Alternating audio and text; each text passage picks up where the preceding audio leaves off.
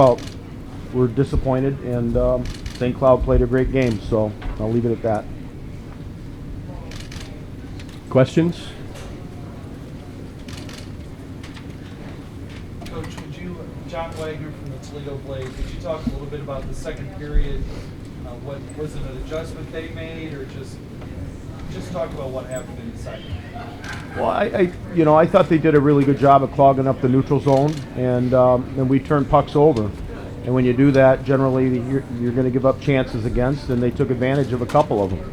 So it was really a result of their offensive transition from really doing a good job of clogging up the middle.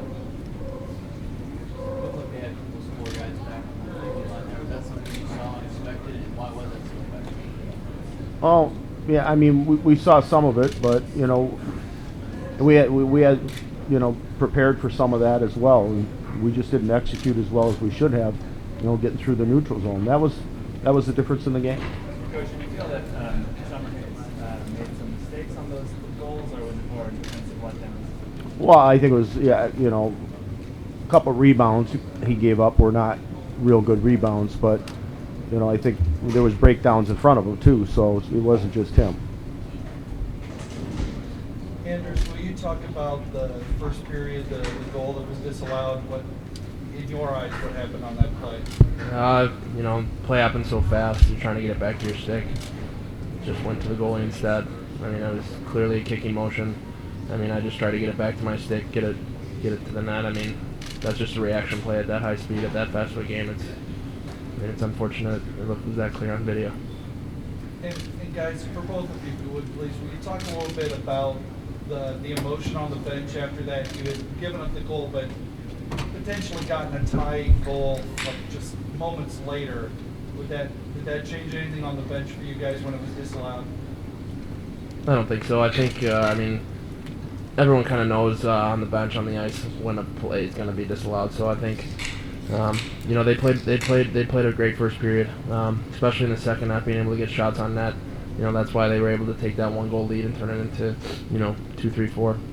Yeah, I agree. I don't think we got overly excited. Anders came back to the bench and he had said that it was definitely a kicking motion, so we weren't too high, and I don't think it really disturbed us that much. Mike, will you talk a little bit about the third period? Down 4 goals, you need to get something rolling, and instead it's penalty. Yeah, I mean, we wanted to come out with a lot of energy. We wanted to stay out of the penalty box. Obviously, that didn't happen, but we knew that if we were going to win the game, we'd have to take some chances. So the penalties definitely didn't help us, but I mean, we were doing it to ourselves. Coach, is it any consolation to you that this team really battled back at the end of the year?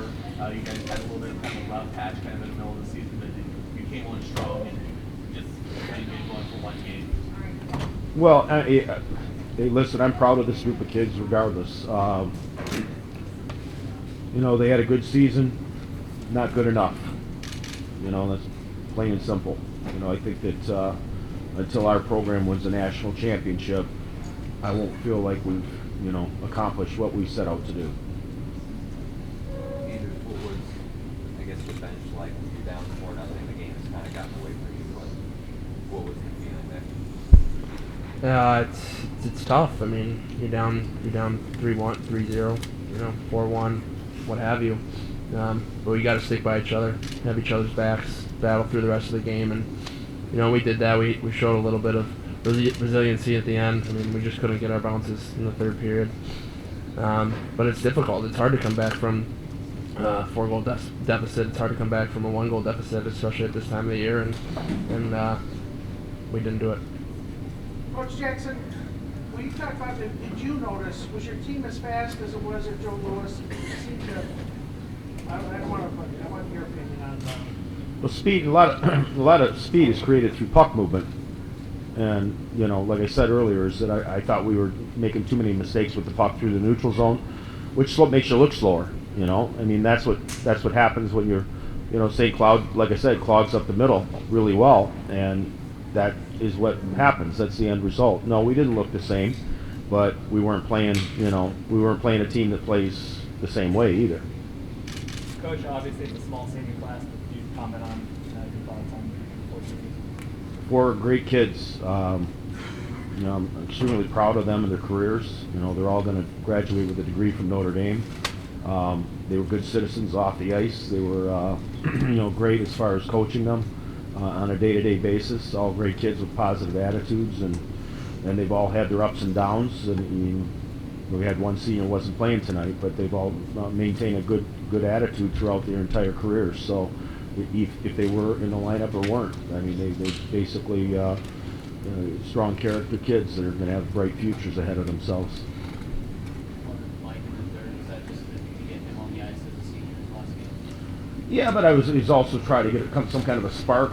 You know, we needed something at that point because I certainly wasn't going to give in. I mean, miracles do happen. So, Based on the way you guys played in Detroit, are you surprised by this outcome? You never really know because you're playing a different opponent. You're playing in a different league. You play or different venue. You're playing with different types of officials. You know, there's so many variables when you go in the NCAA tournament. It's quite a bit different when you're accustomed to playing. I mean, we played Michigan 5 times this year. I mean, they knew us. We knew them probably as well as anybody. You know, so it is different. And I didn't sense this. I mean, the game is so slow. You know, between the TV timeouts, the ice conditions, I mean, the empty building, you know, something has to be done to make the NCAA tournament exciting. At least in Detroit last year, there was a sense of excitement in the building. And it didn't seem like the timeouts were dragging on and on and on. You know, I mean, this is the NCAA tournament.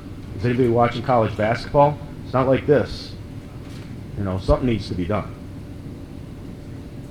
You know, you got two great teams, you know, playing their hearts out.